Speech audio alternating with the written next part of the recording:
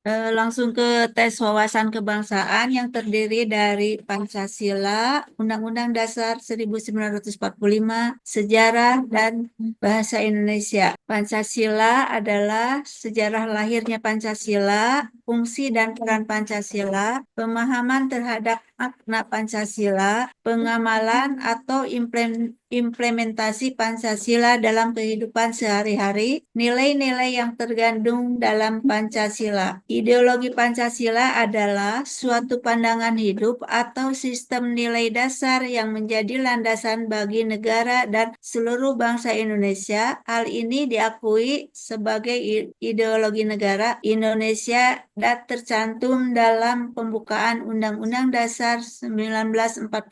Perisai pada lambang Garuda melambangkan perjuangan, pertahanan, dan perlindungan diri. Warna emas pada burung Garuda melambangkan kejayaan atau keagungan. Lambang bintang yaitu merupakan ketuhanan yang Maha Esa. Lambang rantai kemanusiaan yang adil dan beradab. Pohon beringin persatuan Indonesia. Kepala banteng adalah merupakan kerakyatan yang dipimpin oleh hikmah kebijaksanaan dalam permusyawaratan perwakilan. Padi dan kapas adalah keadilan sosial bagi seluruh rakyat Indonesia. Jumlah bulu pada Garuda Pancasila, pada sayap helai ada 17 helai bulu, pada ekor ada 8 helai, pada pangkal ekor ada 19 helai, pada leher ada 45, di mana menjadi merupakan gabungan tanggal 17 Agustus 1945,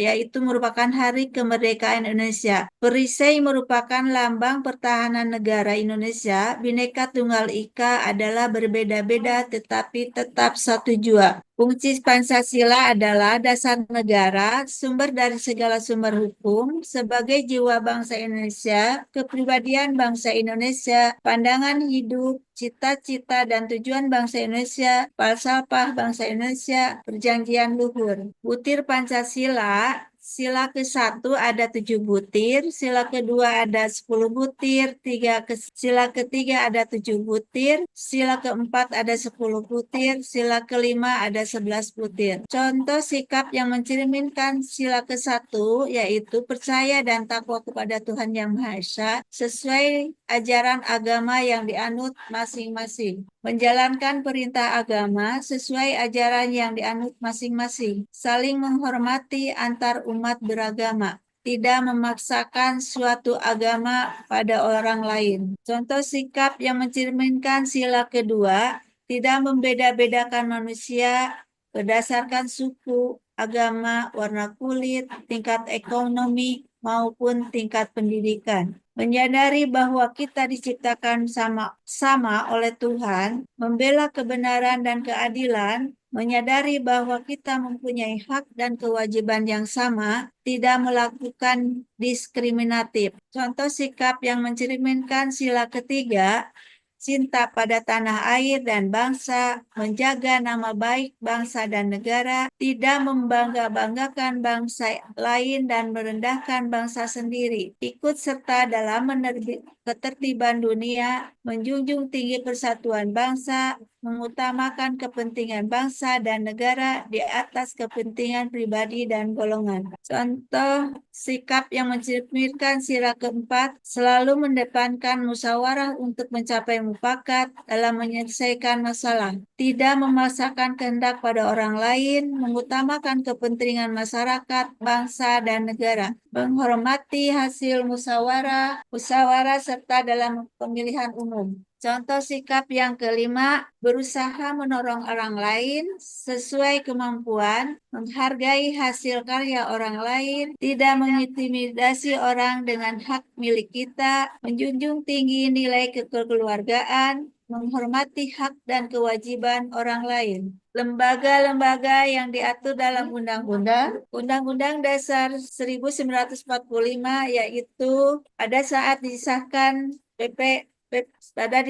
pada saat disahkan PPKI tanggal 18 Agustus 1945, Undang-Undang Dasar 1945 terdiri dari pembukaan batang tubuh yang terdiri dari 16 bab 37 pasal, 65 ayat, 4 pasal aturan peralihan, dan 2 ayat aturan tambahan, serta penjelasan. Setelah dilakukan 4 kali perubahan, kurun waktu dari 1999 sampai 2002, Undang-Undang Dasar 1945 memiliki 16 bab, 37 pasal, 194 ayat, 3 pasal peraturan peralihan, dan 2 pasal aturan tambahan. Lembaga negara setelah amandemen Undang-Undang Dasar 1945 terdiri dari MPR, DPR, DPD adalah merupakan lembaga legislatif membuat undang-undang. Presiden adalah lembaga eksekutif melaksanakan undang-undang. MA, MK, KAYA adalah lembaga yudikatif yang merupakan mengawasi jalannya undang-undang. BPK adalah lembaga eksaminatif pemeriksa keuangan negara. Bab dalam Undang-Undang Dasar 45, Bapak Ibu bisa lihat nanti dibuka di Google dari bab 1, judulnya apa, cakupannya, pasalnya berapa. Sejarah Indonesia yaitu pasca proklamasi, era Orde Lama, era Orde Baru, era reformasi, masa kepemimpinan presiden dan kabinetnya. Perjanjian Paksa Kemerdekaan, Perjanjian Linggarjati, Perjanjian Redempir, Perjanjian Reom Ryan, Konferensi Meja Bundar, Republik Indonesia Serikat. Organisasi sebelum kemerdekaan yaitu organisasi Budi Utomo, tanggal berdirinya tanggal 20 Mei 1908, penggagasnya